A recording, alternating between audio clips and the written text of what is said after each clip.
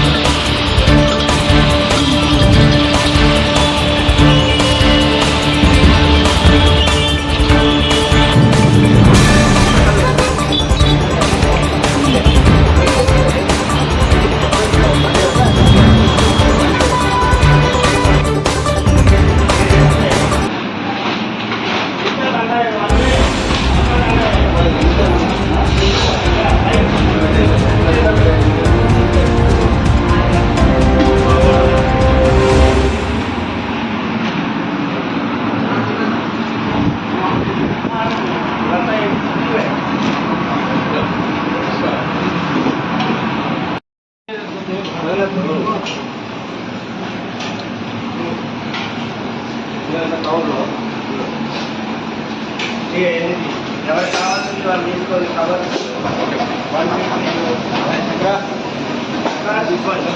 sanitise చేసి